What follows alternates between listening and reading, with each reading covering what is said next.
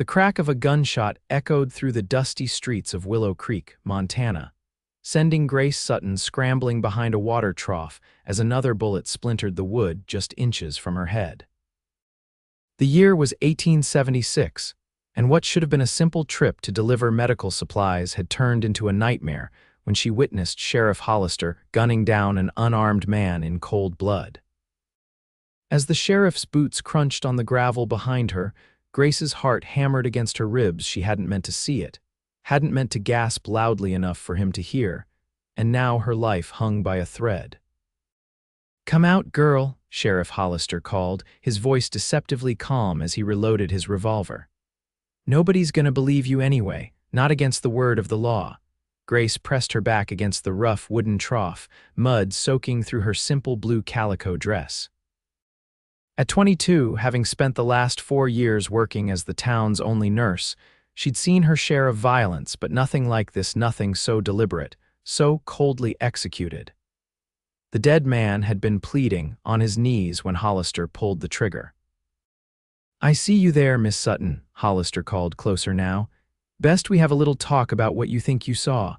A shadow fell across her, but it wasn't the sheriff's. A tall figure stepped between them, broad-shouldered and steady. "That's enough, Hollister." Grace looked up to see Samuel Nash, a rancher whose land bordered the town. His face was partially obscured by the brim of his worn leather hat, but she could see the hard set of his jaw, the tension in his shoulders as he faced down the sheriff. "This ain't your business, Nash," Hollister spat, his hand hovering near his gun. "The lady's frightened half to death. I'd say that makes it my business," Samuel replied, his voice level but laced with steel. "Why don't you move along now?" The sheriff's eyes narrowed, but even he wasn't fool enough to draw on Samuel Nash. Everyone in the territory knew Nash had been a cavalry scout during the war before settling in Montana. His reputation with a gun was the stuff of whispered legend. "Miss Sutton and I need to have a conversation about keeping her pretty mouth shut about things that don't concern her," Hollister said, shooting Grace a look that made her blood run cold. Samuel didn't flinch.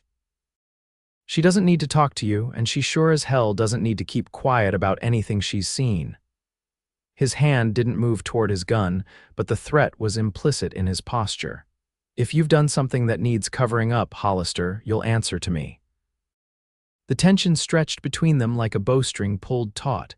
Finally, the sheriff backed away. "This isn't over," he muttered, shooting one last venomous glance at Grace before stalking away. Once Hollister was out of sight, Samuel turned and knelt beside Grace. Up close, she could see the weathered lines around his blue eyes, the faint scar that ran along his left cheekbone. He couldn't have been more than 30, but life in the West aged a man quickly. "You all right, Miss Sutton?" he asked, his voice gentler now. Grace nodded, though her hands were still trembling. "I saw him kill Johnny Parker, shot him while he was begging for his life." Her voice cracked. "Johnny never even drew his gun." Samuel's jaw tightened. "I believe you. Hollister's been getting bolder lately." He offered his hand to help her stand. "But you're not safe now. He won't let this go." "What am I supposed to do?" Grace asked, accepting his hand and rising to her feet. Mud caked her skirt, but she hardly noticed. "I can't just pretend I didn't see a murder." "No, you can't." Samuel looked down the street where Hollister had disappeared. "And you shouldn't have to." He turned back to her, his expression resolute. "Come with me. My ranch is a few miles outside town. You'll be safe there while we figure out what to do." Grace hesitated. Leaving with Samuel Nash meant abandoning her patients, her tiny home behind the doctor's office. It meant believing in the protection of a man she knew only by reputation. But staying meant facing Hollister again, and the look in his eyes had promised retribution. "I need to get some things," she said finally. "Make it quick," Samuel replied. "I'll wait with the horses." 20 minutes later, Grace had packed her most essential belongings and medicines into a single carpet bag. She'd left a note for old Dr. Simmons explaining she'd been called away on urgent family business, a lie, but better than the truth that might put him in danger too. Samuel was waiting as promised, holding the reins of 2 horses. His own chestnut stallion and a gentle-looking mare she recognized as belonging to the livery. "Borrowed her from Jim at the stable," Samuel explained, seeing her questioning look. Told him you needed to make a house call out my way. Another lie to protect me, Grace said softly as he helped her mount. Samuel's expression was solemn as he handed her the reins. Sometimes a lie serves truth better than honesty, Miss Sutton, especially in a town where the law itself can't be trusted. As they rode away from Willow Creek, Grace couldn't help looking back at the town that had been her home since she'd arrived as Dr. Simmons' assistant 4 years ago. The setting sun cast long shadows across the buildings, turning the dusty Main Street into a corridor of darkness. Somewhere in those shadows, Sheriff Hollister was plotting, and Grace shivered despite the warm evening air. "Will I ever be able to come back?" she asked. Samuel guided his horse alongside hers before answering. "That depends on whether we can find a way to bring Hollister to justice." His eyes met hers, determination clear in their depths. "I promise you this, Miss Sutton, he will answer for what he's done." The Nash Ranch came into view as they crested a small rise in the land. Nestled in a valley with a creek running alongside it, the main house was larger than Grace had expected, built of solid timber with a wide front porch. Several smaller buildings clustered around it: a bunkhouse, barn, and what looked like a smokehouse. A couple of ranch hands were visible, tending to evening chores. "It's beautiful," Grace said, genuinely impressed. In her 4 years in Willow Creek, she'd rarely ventured beyond the town limits, her duties keeping her close to Dr. Simmons' practice. "Been in my family 15 years now," Samuel replied, a hint of pride in his voice. "My father claimed this land when I was just a boy, built it up from nothing." He guided his horse toward the main house. "He passed 5 years back, it's just me running things now." As they dismounted, a tall man with graying hair approached from the bunkhouse. "Everything all right, boss? Wasn't expecting you back so soon." His eyes shifted curiously to Grace. "Change of plans, Hank," Samuel said. "Miss Sutton here needs our hospitality for a while." The look he gave his foreman conveyed more than his words. Hank seemed to understand immediately. "Miss Sutton, welcome to the Circle N. Anything you need, you just say the word." "Thank you," Grace said, feeling oddly reassured by the man's straightforward manner. Samuel handed the horse's reins to Hank. "Could you have Rosa prepare the guest room, and let the men know we might have unwelcome visitors in the coming days?" "Hollister?" Hank asked, his expression darkening. Samuel nodded. "I'll make sure everyone's prepared," Hank said grimly before leading the horses toward the barn. Samuel guided Grace toward the house. "Rosa's our housekeeper," he explained. "Mexican lady, been with us since my father's time. Makes the best food you'll ever taste and runs this house like a general." As if summoned by his words, a plump woman with silver-streaked black hair appeared on the porch, wiping her hands on her apron. Her dark eyes took in Grace's mud-stained dress and weary expression in one comprehensive glance. "Another stray, Samuel?" she asked, her accent thick but her English clear. Samuel smiled, the first real smile Grace had seen from him. "This is Miss Grace Sutton from town. She'll be staying with us for a while." Rosa nodded, unsurprised. "The bath is ready. I will find clean clothes." She gestured for Grace to follow her inside. Grace turned to Samuel, suddenly uncertain. "I don't know how to thank you." "No need," he said simply. "Get some rest. Tomorrow we'll talk about what happens next."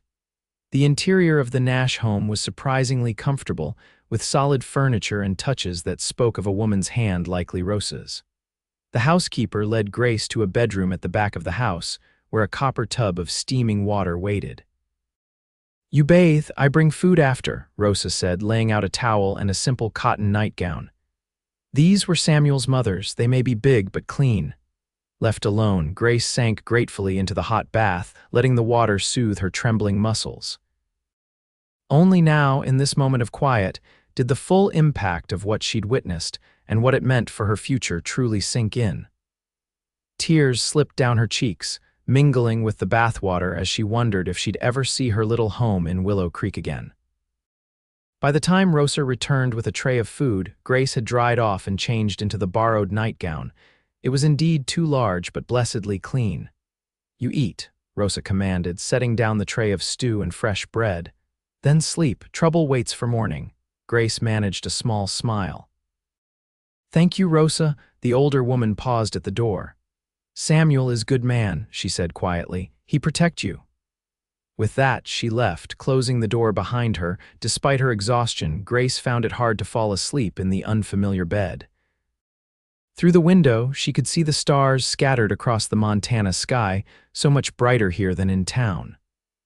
Somewhere out there was Sheriff Hollister, a man she'd once respected as the law in Willow Creek, now revealed as a cold-blooded killer. And somewhere in this house was Samuel Nash, a man she barely knew, who had stepped between her and danger without hesitation. "He'll answer to me," he'd said to Hollister, and in those words, Grace had heard a promise she desperately wanted to believe. Morning came with the scent of coffee and bacon. Grace dressed in her own clothes, which Rosa had somehow cleaned and pressed overnight, and made her way to the kitchen. Samuel sat at a large wooden table, a map spread out before him. He rose when she entered. "Miss Sutton, hope you slept well." "As well as could be expected," she replied honestly. "And please call me Grace," he nodded. "Grace, then. I'm Samuel to my friends," he gestured to the coffee pot. "Help yourself. Rosa's gone to gather eggs." Grace poured herself coffee and sat across from him. "What happens now?"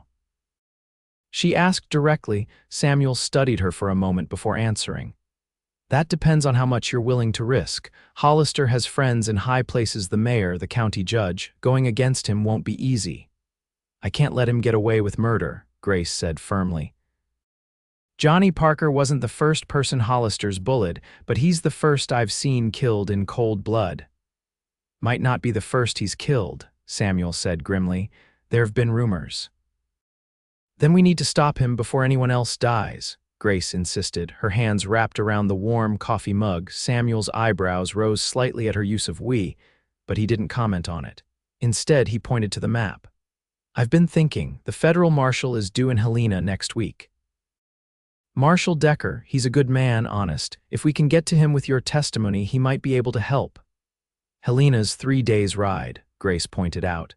"Yes, but Hollister won't expect us to go that far. He'll be watching the trails to the neighboring towns, maybe even the stage routes."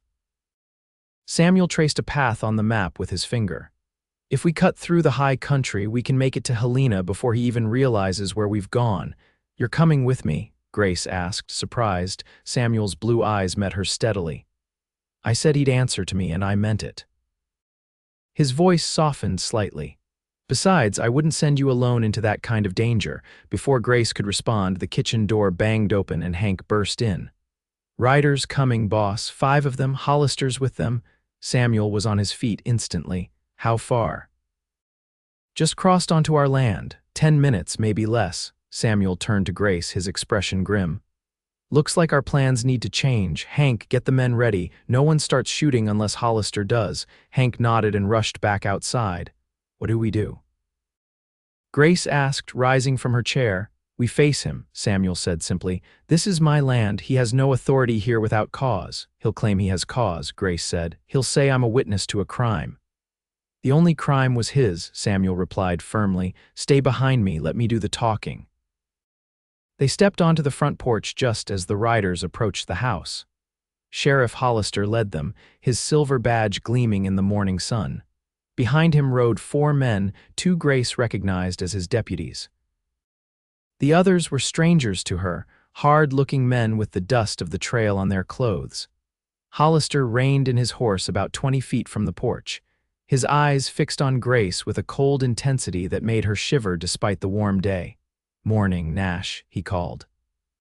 "I see you're harboring a fugitive." Samuel stood tall, his stance relaxed but alert. Grace noticed his right hand hanging loose, not far from the revolver at his hip. "Miss Sutton is my guest, Hollister," he replied evenly. "There's no law against hospitality in Montana territory." "There's law against obstructing justice," Hollister countered. "That woman witnessed a lawful shooting in the line of duty and then fled the scene." "Is that what you're calling murder these days? Lawful shooting?" Samuel's voice remained calm, but Grace could sense the anger beneath it. Hollister's face darkened. "Watch your mouth, Nash. I'm still the law in these parts."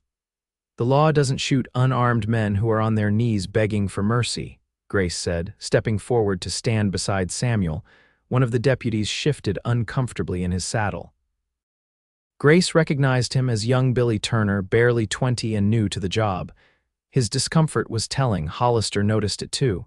"Keep your lying mouth shut, woman," he snapped. "Parker drew on me. Everyone knows it. Did they see it, or did you tell them that's what happened?" Samuel challenged. Hank and 3 ranch hands had emerged from the bunkhouse, each carrying a rifle held casually but ready. They spread out, creating a loose semicircle behind Samuel and Grace. Hollister's eyes narrowed as he assessed the situation. "You're outnumbered in Willow Creek, Nash. You can't keep her here forever." "I don't intend to," Samuel replied, "but she's under my protection for now, and you're trespassing on my land." For a tense moment, it seemed Hollister might order his men to draw. Then unexpectedly he smiled, a cold, confident smile that sent a chill down Grace's spine. "Have it your way, Nash, for now." He turned his horse. "But remember this, no one defies me in my own jurisdiction and gets away with it. No one." He looked directly at Grace. "Especially not some nurse who doesn't know her place." As Hollister and his men rode away, Grace released a breath she hadn't realized she'd been holding.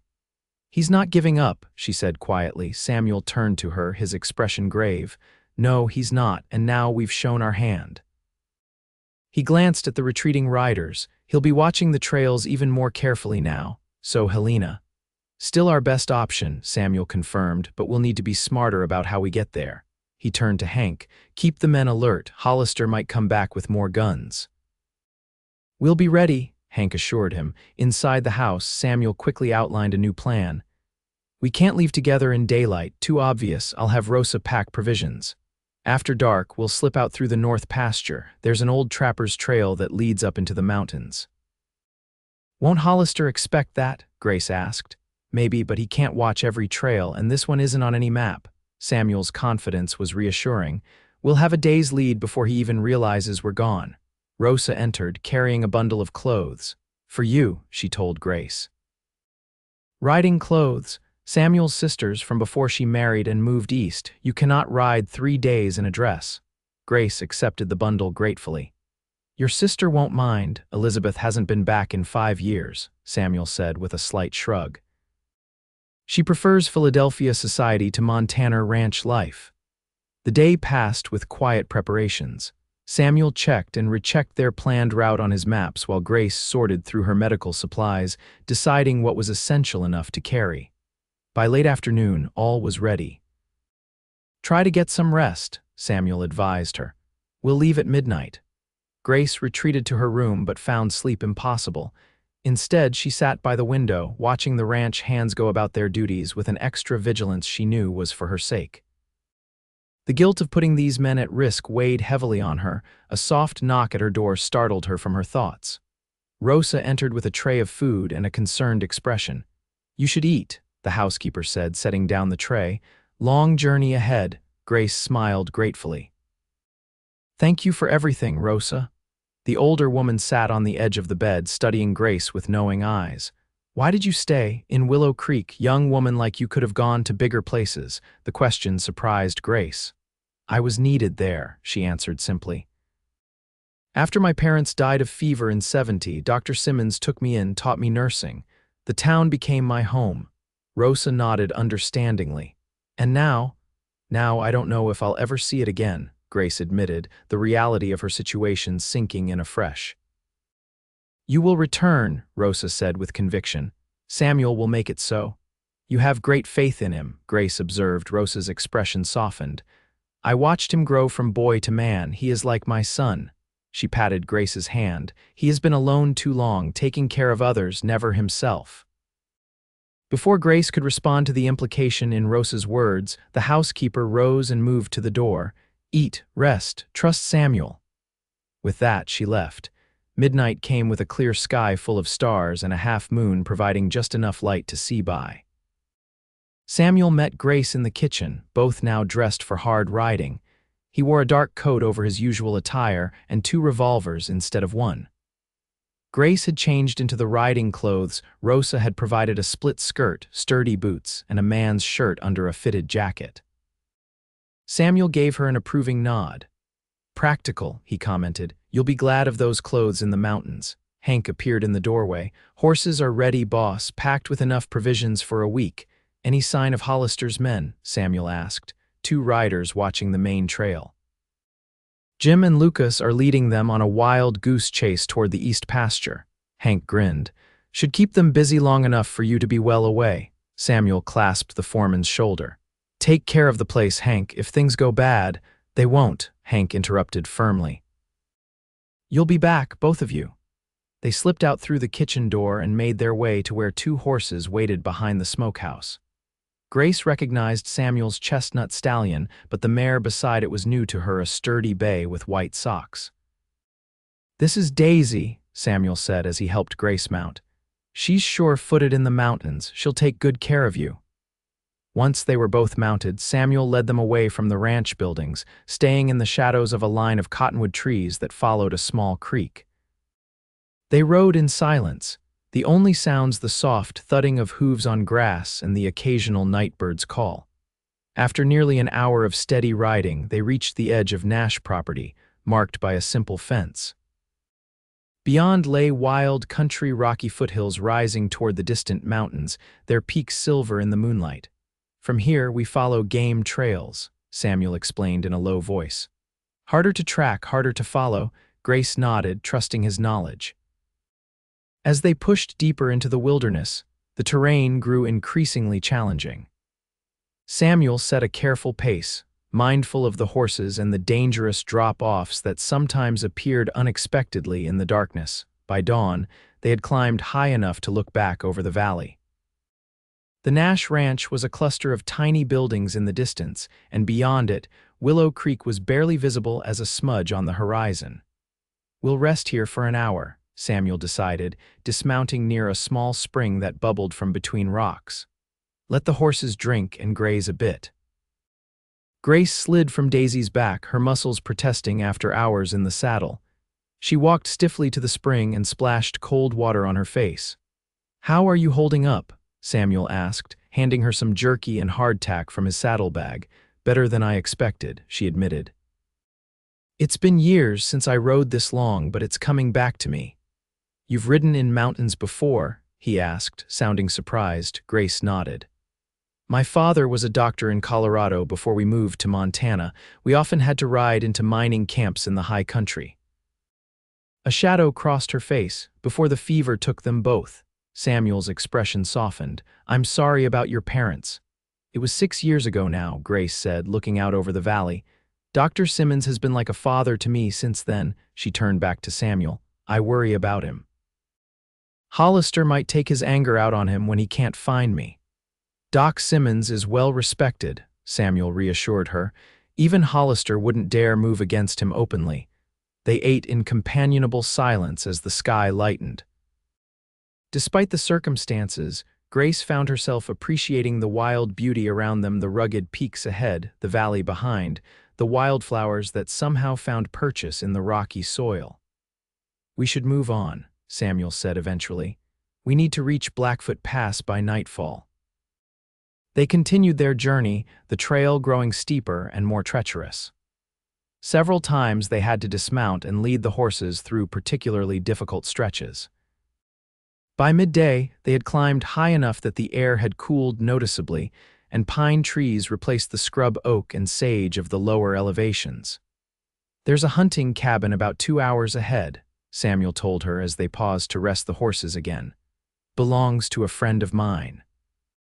"We can shelter there tonight," Grace nodded gratefully. The prospect of a roof over her head was appealing after the rigors of the trail. She was about to remount when Samuel suddenly tensed, his hand going to his gun. "What is it?" she whispered. He held up a hand for silence, his head tilted as he listened intently. After a long moment, he relaxed slightly. "Thought I heard something, probably just an elk."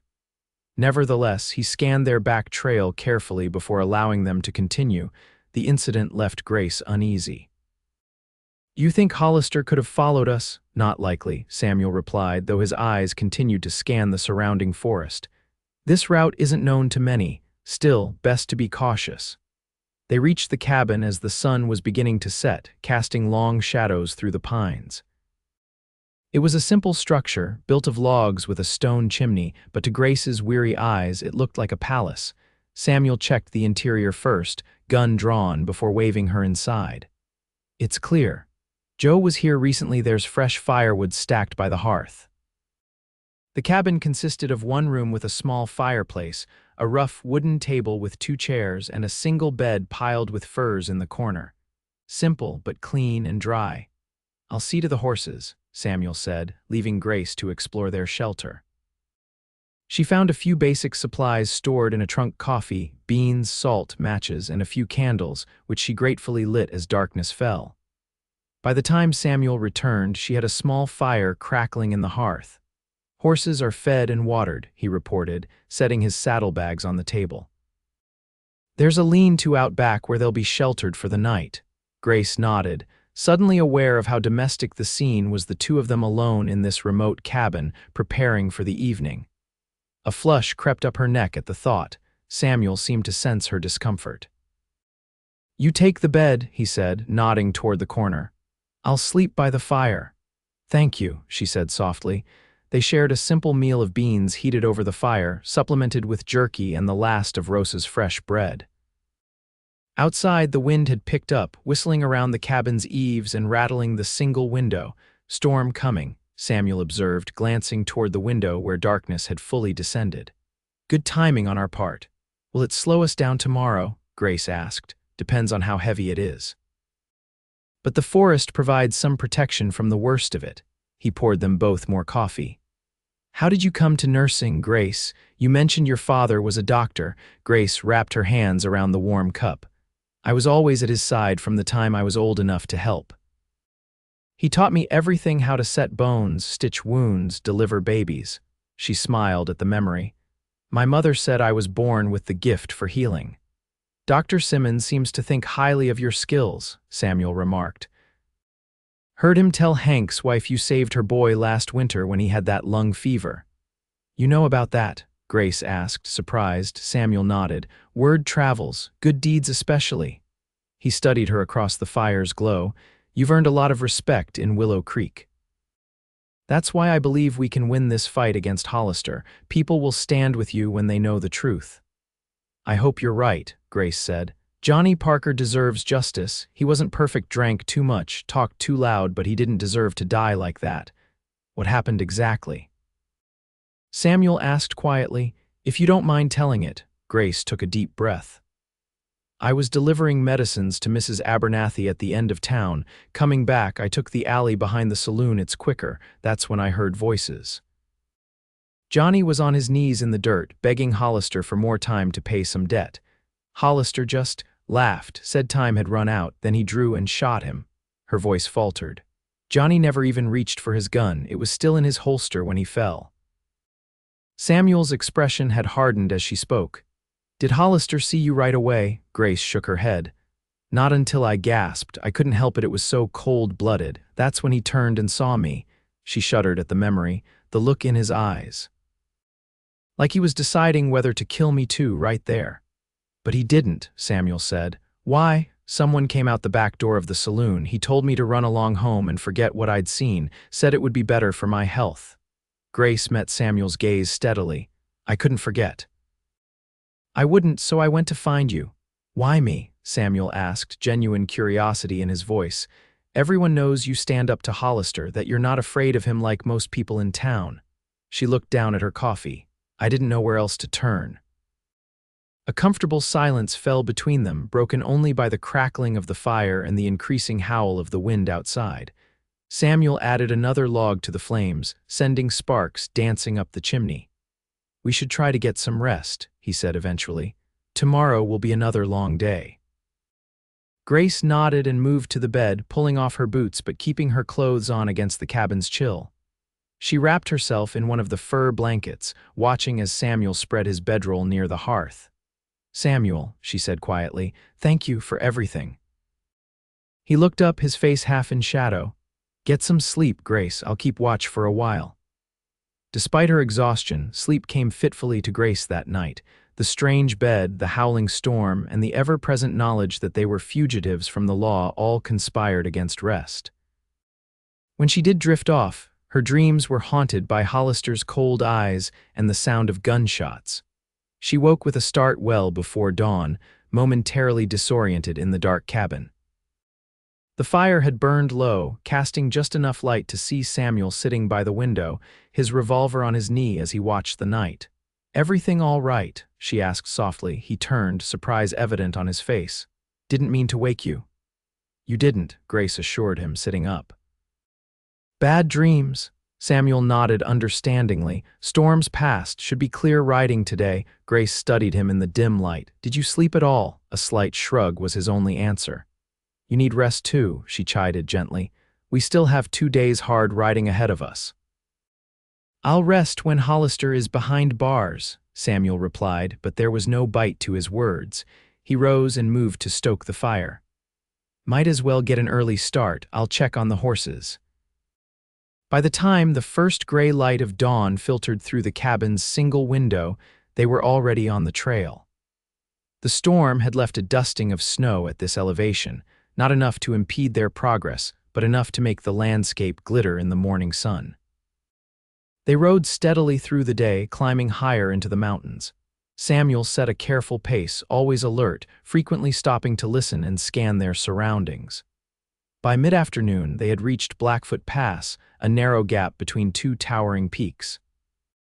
"Once we're through the pass, we'll start descending," Samuel explained as they paused to rest the horses.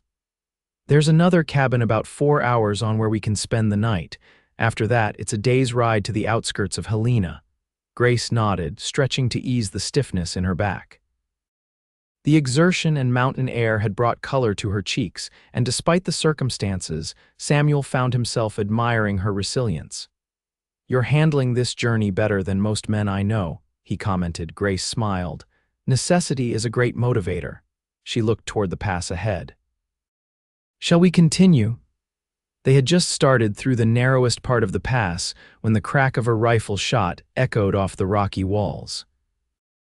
Samuel reacted instantly, pulling Grace from her saddle and behind a large boulder as another shot kicked up dirt where she had been sitting just moments before. "Are you hit?" he demanded, quickly checking her for injuries. "No, I'm fine," Grace gasped, heart pounding as she pressed against the rock beside him. Samuel cautiously peered around the boulder. 2 riders, maybe 3, on the ridge above us." He drew his revolver. "They've got us pinned down." "Hollister?" Grace asked, though she already knew the answer. Samuel nodded grimly. "Must have figured out our route and sent men ahead to cut us off." He fired a shot toward the ridge, more to keep the attackers' heads down than with any real hope of hitting them at that distance. The horses, spooked by the gunfire, had bolted back the way they'd come, taking their supplies with them. "We're trapped," Grace realized, the gravity of their situation sinking in. "Not yet, we're not," Samuel replied, scanning the pass for options. "There's a ravine about 50 yards ahead. If we can reach it, it leads down to a creek that can take us around these ambushers." Another shot ricocheted off the boulder, sending stone chips flying. Grace flinched but remained steady. "I'll draw their fire," Samuel decided. "When I do, you run for that ravine." He pointed to a narrow cut in the rocks ahead. "I'm not leaving you," Grace protested. "You're not. I'll be right behind you." His blue eyes held hers for a moment. "Trust me, Grace." After a heartbeat of hesitation, she nodded. Samuel checked his guns, then positioned himself at the edge of the boulder. "Ready, on my signal." He took a deep breath. Now, he leaned out and fired 3 rapid shots toward the ridge. Grace sprinted from behind the boulder, her heart in her throat as she ran in a zigzag pattern toward the ravine. Bullets kicked up dirt around her feet, but none found their mark. She reached the ravine and tumbled down into its relative safety, immediately turning back to look for Samuel. He was running toward her, firing as he came.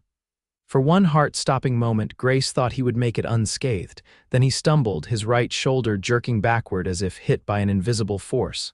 "Samuel," she screamed, starting to rise from her cover. "Stay down." He shouted, regaining his balance and diving the last few feet into the ravine beside her. Blood was already soaking through his coat at the shoulder. "You're hit," Grace said, immediately shifting into nurse mode. She helped him deeper into the ravine's cover before examining the wound. "How bad?" Samuel asked through gritted teeth. Grace carefully peeled back his coat and shirt. The bullet went through, clean exit wound. She tore a strip from her petticoat to create a makeshift bandage. We need to stop the bleeding. Above them, they could hear men shouting, their voices carried on the mountain air. They're down in the ravine. Circle around. We need to move, Samuel insisted, wincing as Grace tightened the bandage. They'll be on us in minutes. You're in no condition to, we don't have a choice, he cut her off, already struggling to his feet. This way. They moved as quickly as Samuel's injury would allow, following the ravine as it deepened and eventually opened into a narrow canyon. A small creek gurgled along its bottom, icy with snowmelt. Follow the water, Samuel directed, his voice tight with pain. It'll lead us down the mountain. The going was treacherous, slippery rocks, fallen trees, and the constant rush of cold water made every step a challenge. Samuel's strength was clearly flagging, his face growing paler as blood continued to seep through Grace's makeshift bandage. After nearly an hour of difficult travel, they found a small cave formed by a rockfall against the canyon wall. It was barely big enough for the two of them, but it offered shelter and concealment. We'll rest here, Samuel decided, slumping against the cave wall with evident relief. Let me check your wound, Grace insisted, helping him remove his coat and shirt. The bleeding had slowed but not stopped entirely. More worryingly, his skin felt hot to the touch. I think infection is setting in, she said with concern. I need to clean the wound properly. With what? Samuel asked wearily. All our supplies are gone with the horses. Grace looked around desperately. The water in the creek is clean, and I saw some yarrow growing back a ways it can help prevent infection. She made a decision. Stay here, I'll be right back. Before Samuel could protest, she slipped out of the cave and made her way back upstream. She gathered the yarrow she'd spotted, along with a few other medicinal plants she recognized. Returning to the cave, she found Samuel had managed to start a small fire using matches from his pocket and what dry wood he could reach. Not the smartest move, he admitted as she entered. Smoke might give us away, but the cold. It's worth the risk, Grace assured him. You need warmth to fight infection. She set to work, cleaning his wound with creek water and creating a poultice from the crushed yarrow leaves. This will help, but without proper medicine. We'll manage, Samuel said, attempting a reassuring smile that turned into a grimace of pain. Night fell swiftly in the canyon, bringing with it a bone-deep cold that the small fire barely kept at bay. Grace sat close to Samuel, sharing her body heat as his condition worsened. Fever set in fully, leaving him alternating between chills and burning heat. We should have reached the second cabin by now, he murmured during a lucid moment. Hank will realize something's wrong when we don't arrive in Helena on schedule. How long? Grace asked, pressing a cool cloth to his forehead. 3 days, maybe 4, Samuel admitted. But Hollister's men will find us before then if we stay here. Grace knew he was right. They were too exposed, too vulnerable. Without horses, supplies, or proper weapons, they couldn't evade pursuit for long. We'll leave at first light, she decided. Follow the creek down to lower elevation where it's warmer, maybe find help. Samuel nodded weakly before drifting back into a fitful sleep. Grace kept watch through the night, tending his fever and listening for any sound of pursuit. By dawn, she was exhausted but resolute. Can you walk? She asked as Samuel stirred. He nodded, though the effort it took him to stand told her how weak he truly was. Just need to get my legs under me, he insisted. They continued downstream, moving slowly but steadily. Samuel leaned heavily on Grace, his strength ebbing with each step. By midday, they had descended enough that the air was noticeably warmer, the vegetation changing from pine forest to mixed woodland. We must be getting close to the valley floor, Grace observed hopefully. Samuel nodded but didn't speak, conserving his energy. His face was ashen, his breathing labored. Grace knew he couldn't go much further without rest and proper medical care. Late in the afternoon, as the sun was beginning to sink behind the mountains, they emerged from the canyon onto a small plateau overlooking a valley. In the distance, Grace could make out a thin column of smoke rising from what might be a chimney. Look, she said, pointing, a homestead, we can get help there. Samuel squinted in the direction she indicated. Might be 10 miles, he estimated. Can't make it before dark. We'll have to try, Grace insisted. You need help, Samuel, real medical attention. They had taken only a few steps toward the distant homestead when the sound of hoofbeats reached them. Grace's heart sank as she turned to see 3 riders emerging from the canyon behind them. Even at a distance, she recognized Sheriff Hollister's tall figure in the lead. Run, Grace, Samuel said weakly, trying to push her away. I'll hold them off. Don't be ridiculous, she replied fiercely. I'm not leaving you. The riders were closing fast. Samuel drew his remaining revolver, though Grace could see his hand trembling with the effort. Well, well, Hollister called as they drew near. Look what we have here, the fugitive nurse and her wounded protector. He dismounted, keeping his gun trained on them. You've led us on quite a chase, Miss Sutton. The 2 men with him, strangers with hard faces, remained mounted, rifles ready. It's over, Hollister, Samuel said, his voice stronger than Grace expected. We're almost to Helena. Even if you kill us, people will ask questions. Kill you. Hollister affected surprise. Now why would I do that? I'm simply bringing in a witness who fled the scene of a lawful shooting. His cold eyes fixed on Grace. Of course, if that witness were to accidentally fall from the cliffs on the way back to Willow Creek, well, these mountains are dangerous. Grace felt a chill that had nothing to do with the mountain air. Hollister meant to murder her and make it look like an accident, and Samuel. What about Nash? One of the mounted men asked. He took a bullet already, Hollister shrugged. Resisting arrest, tragic, but these things happen. Samuel raised his gun, but his weakened state made him too slow. Hollister easily knocked the weapon from his hand, then delivered a brutal blow to his wounded shoulder. Samuel crumpled to the ground with a cry of pain. Stop it, Grace shouted, throwing herself between them. He needs medical attention. Step aside, Miss Sutton, Hollister ordered, raising his hand to strike her. The crack of a rifle shot froze them all. One of Hollister's men clutched his arm, blood seeping between his fingers. Next one goes through your head, Hollister, called a familiar voice. Now drop that gun. Grace turned to see Hank and 3 Nash Ranch hands emerging from the trees to their right, rifles raised. Hollister hesitated, clearly calculating the odds. This is official law business, he blustered. Interfering with an arrest, shut your mouth and drop the gun, Hank repeated, his rifle aimed steadily at Hollister's chest. You're on Nash land now, and we don't recognize your authority here. With evident reluctance, Hollister let his revolver fall to the ground. You boys too, Hank ordered the remaining deputies. Nice and easy. As the Nash men secured Hollister and his deputies, Grace knelt beside Samuel. He was conscious but barely, his wound bleeding freely again after Hollister's blow. Hank, she called urgently. Samuel's been shot. He needs help immediately. The foreman hurried over, concern evident on his weathered face. We've got a wagon about a mile back, he said after examining Samuel. Can get him to Doc Mitchell's place by nightfall. Who? Grace asked. Friend of Samuel's father, Hank explained as he and 2 ranch hands carefully lifted Samuel. Has a place at the edge of the valley. Good doctor, retired now, but knows his business. What about Hollister? Grace asked, glancing at the fuming sheriff now tied to his saddle. Hank's expression hardened. He's coming with us. Marshal Decker arrived in Helena early. We sent word to him yesterday when your horses showed up without you. He looked at Hollister with undisguised contempt. The marshal's very interested in hearing Miss Sutton's testimony about Johnny Parker's murder.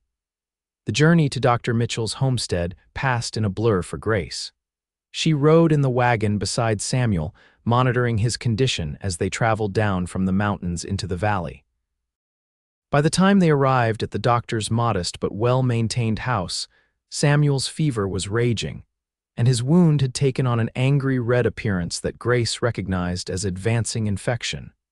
Dr. Mitchell, a white-haired man with kind eyes and steady hands, took charge immediately.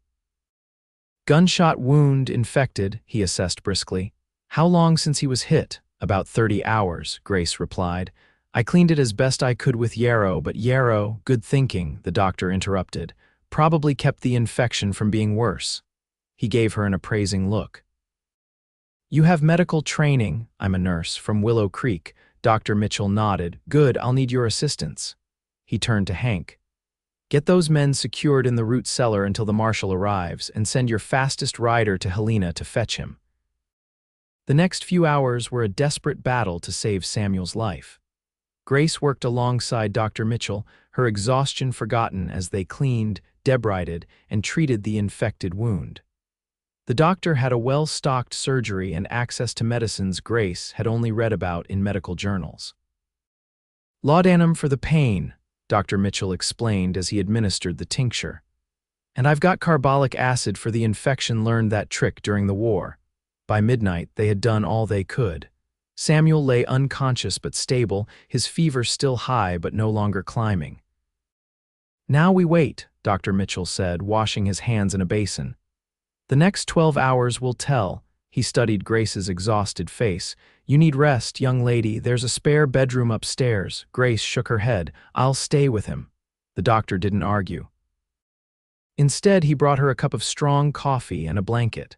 Stubborn, just like his father was, he commented, nodding toward Samuel. James Nash wouldn't have left his side either. Grace settled into a chair beside Samuel's bed, determined to keep watch through the night. You knew his father well, she asked the doctor. Dr. Mitchell nodded, pulling up another chair. James and I served together in the war. Afterward, when he decided to stake a claim out here, I came along, practiced medicine in these parts for 20 years before retiring. His eyes took on a faraway look. Samuel was just a boy when they arrived, grew up wild and free on that ranch, became a man sooner than he should have, especially after his mother passed. What was she like? Grace asked softly. Merry, beautiful woman, kind heart. Taught school in the early days when Willow Creek was just a collection of shacks. The doctor smiled at the memory. Samuel has her eyes and her sense of justice. They talked through the night, Dr. Mitchell sharing stories of the Nash family while Grace monitored Samuel's condition. Toward dawn, his fever finally broke and he fell into a more natural sleep. He'll pull through, Dr. Mitchell declared with satisfaction. Strong constitution like his father. Grace finally allowed herself to be led to the spare bedroom where she collapsed onto the bed, asleep almost before her head touched the pillow. She woke to the sound of voices downstairs, unfamiliar, authoritative. For a panicked moment, she thought Hollister had somehow escaped and brought reinforcements. Then she heard Hank's distinctive laugh and relaxed. Quickly freshening up with the basin and pitcher provided, Grace made her way downstairs to find the parlor occupied by several men in addition to Hank and Dr. Mitchell. Samuel was awake, propped up in a makeshift bed that had been arranged in the parlor. His face was still pale, but his eyes were clear and alert. Grace, he called when he saw her. Come meet Marshal Decker. A tall, imposing man with iron gray hair and a neatly trimmed mustache stepped forward, extending his hand. Miss Sutton. I've heard a great deal about you in the last few hours. Grace shook his hand. Marshal, I'm glad you're here. As am I, Decker replied grimly. Sheriff Hollister has been a concern of mine for some time, but I've never had a solid witness against him until now. He gestured to chairs arranged around Samuel's bed. If you're feeling up to it, I'd like to take your formal statement about what you witnessed in Willow Creek. Over the next hour, Grace recounted everything: Johnny Parker's murder, Hollister's threats, their flight to the Nash ranch, and the subsequent pursuit.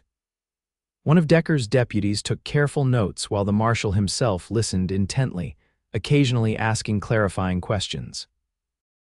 When she had finished, Decker nodded thoughtfully. Your testimony corroborates rumors we've been hearing about Hollister for years, but you're the first eyewitness brave enough to come forward. He turned to Samuel. And you, Mr. Nash. What made you decide to help Miss Sutton at such risk to yourself? Samuel's eyes met Grace's briefly before answering. It was the right thing to do, Marshal. Hollister's been abusing his position for years, intimidating people, taking bribes, worse. His jaw tightened. Someone needed to stand up to him. Well, your stand may have finally brought him down, Decker said with satisfaction. We found some interesting documents in Hollister's saddlebags.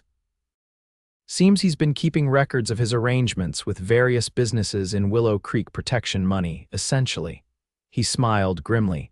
Man was foolish enough to write it all down. What happens now? Grace asked. Hollister will stand trial for Johnny Parker's murder, along with a host of other charges, Decker replied. His deputies too, though young Turner has already agreed to testify against him in exchange for leniency. He rose from his chair. I'm taking them to Helena today. The circuit judge arrives next week, so the trial should proceed quickly. And us? Samuel asked. You both need to appear as witnesses, of course, Decker said, but not until you're well enough to travel, Nash. Dr. Mitchell tells me that'll be at least a week. He looked at Grace. In the meantime, Miss Sutton, you're welcome to return to Willow Creek under my deputy's protection if you wish to resume your duties there. Grace glanced at Samuel, who was watching her with an unreadable expression. Thank you, Marshal, but I think I'll stay here. My patient still needs nursing. A slight smile touched Samuel's lips at her words. After the marshal and his men had departed with their prisoners, the house grew quiet again. Hank and the ranch hands returned to Circle N, promising to come back in a few days to help transport Samuel home once he was strong enough to travel. Dr. Mitchell, claiming he had house calls to make, left Grace alone with Samuel in the parlor. An awkward silence fell between them. You don't have to stay, you know, Samuel said finally. Dr. Mitchell is perfectly capable. Do you want me to go? Grace interrupted. Meeting his gaze directly, Samuel held her eyes for a long moment before answering. No, that simple word seemed to clear the air between them. Grace moved her chair closer to his bed. Good, because I wasn't planning to. Doctor's orders. Samuel smiled, some of the tension easing from his face. Whose orders? Yours or Mitchell's? Both, Grace replied with a small smile of her own. We agree you're a terrible patient who needs constant supervision.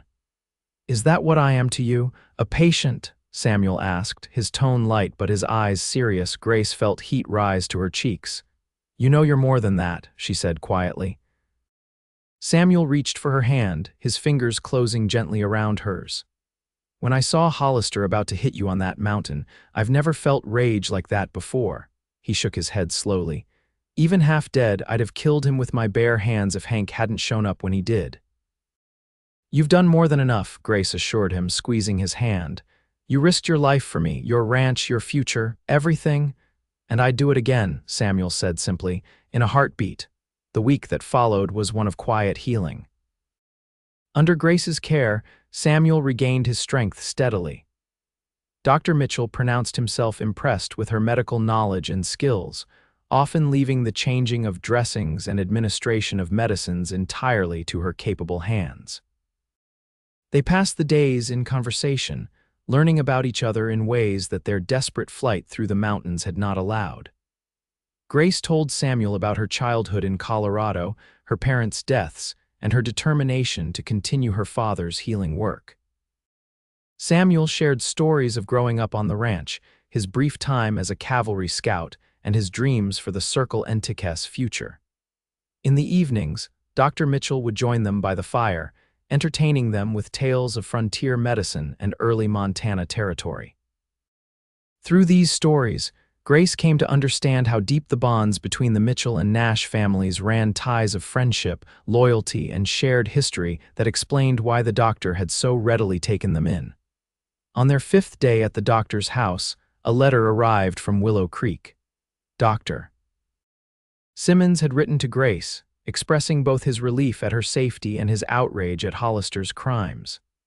The town is in an uproar, she read aloud to Samuel as they sat on the doctor's front porch in the afternoon sun.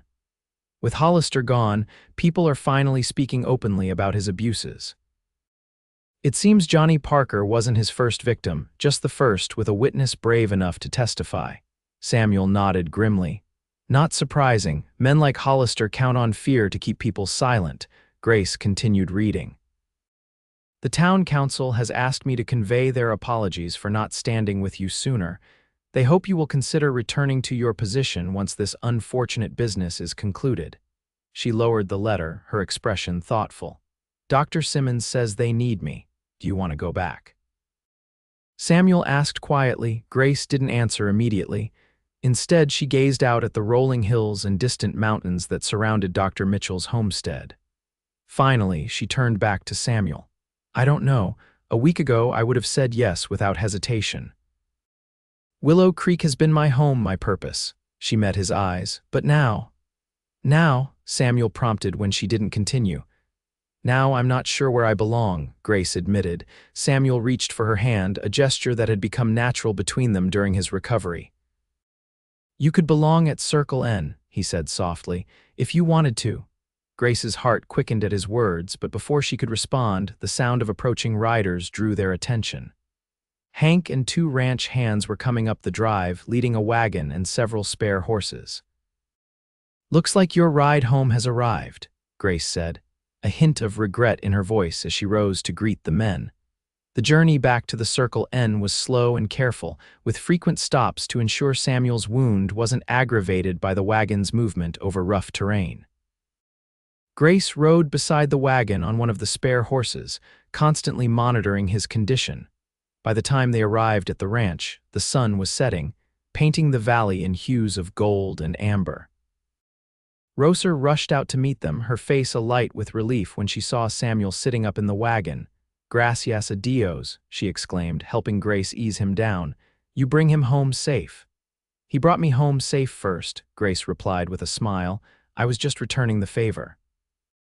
Samuel's eyes met hers at the word home, a question in their depths that Grace wasn't quite ready to answer. The next few days fell into a comfortable routine.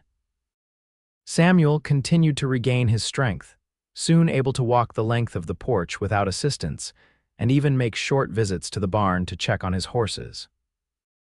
Grace divided her time between caring for him and helping Rosa with household tasks, finding unexpected pleasure in the rhythms of ranch life. Word arrived that the circuit judge had reached Helena, and Hollister's trial would begin in 3 days. Marshal Decker sent a deputy to escort them to the proceedings. "Are you nervous?" Samuel asked Grace the night before they were to leave.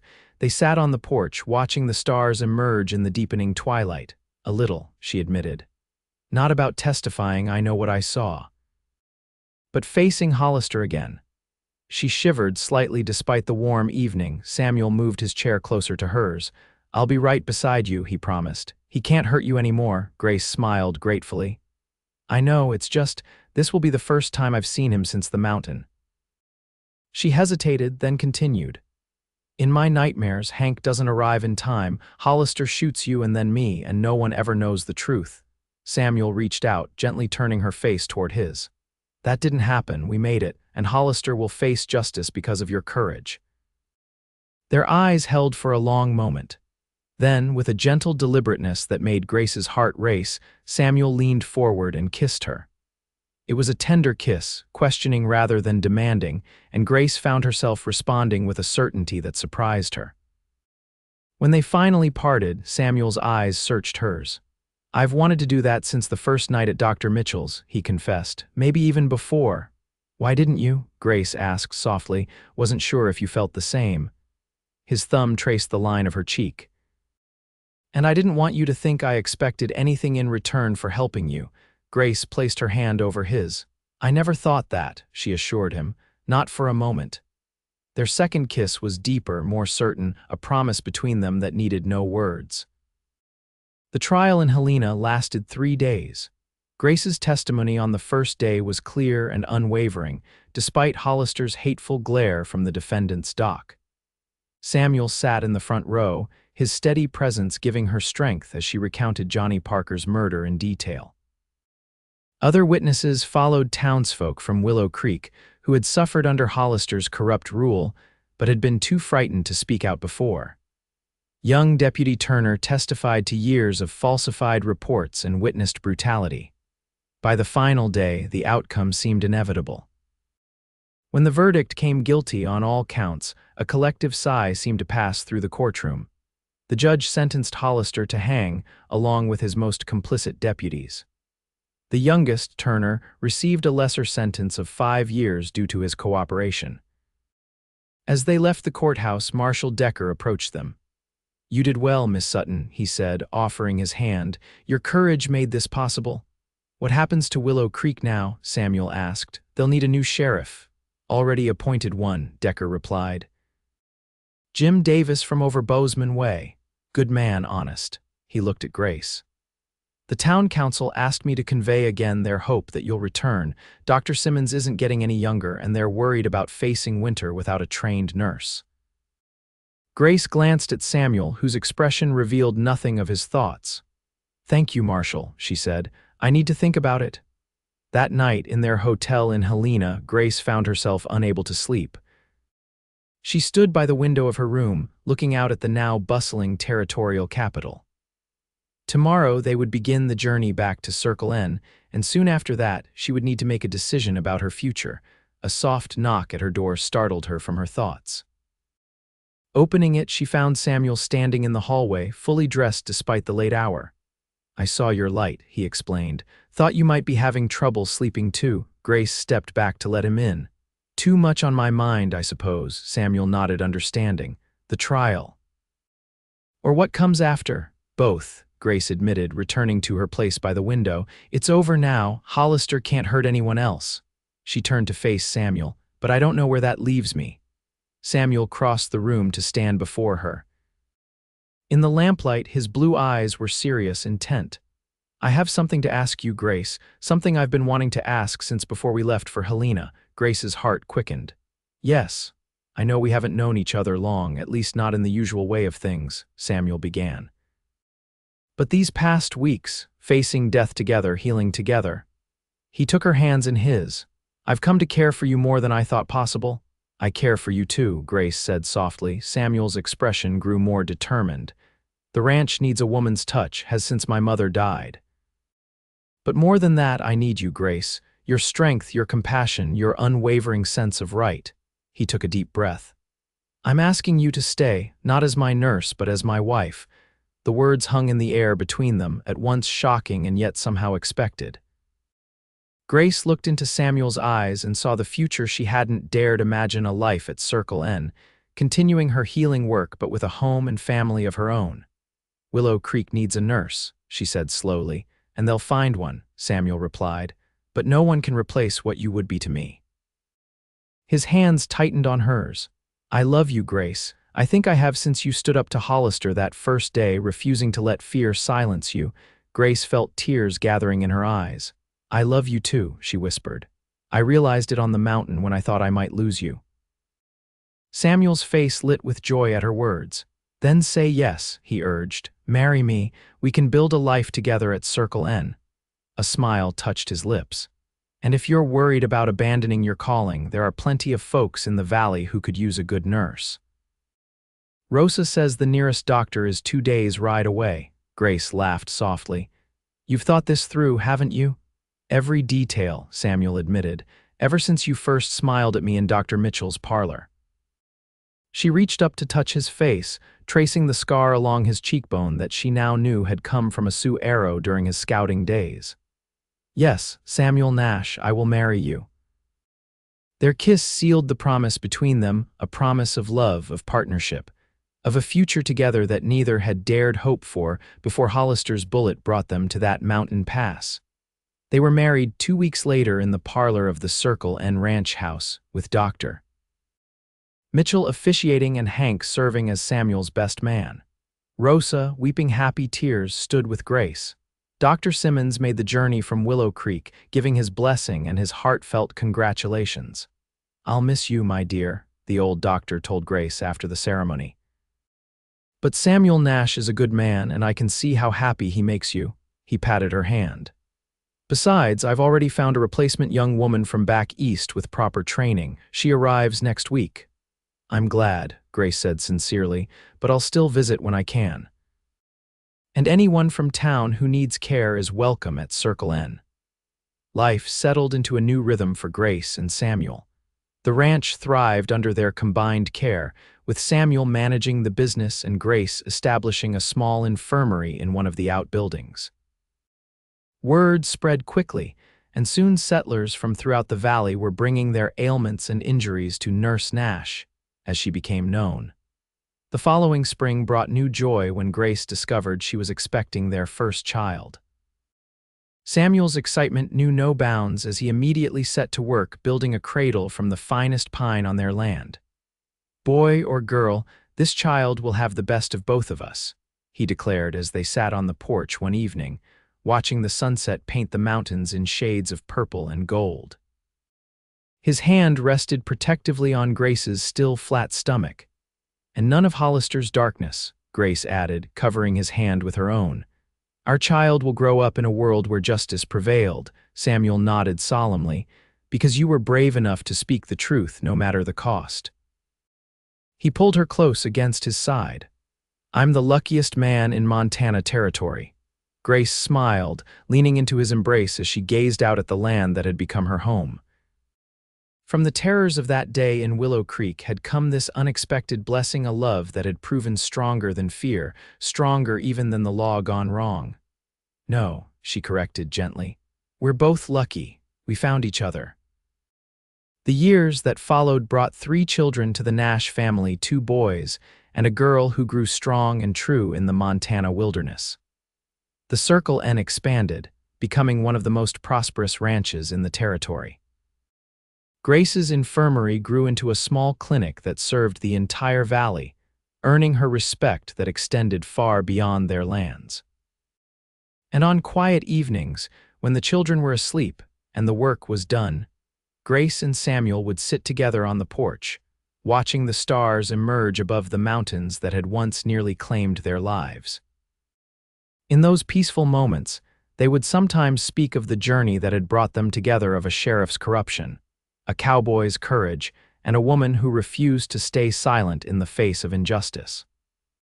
It was their story, woven now into the very fabric of their love, their family, and the land they called home.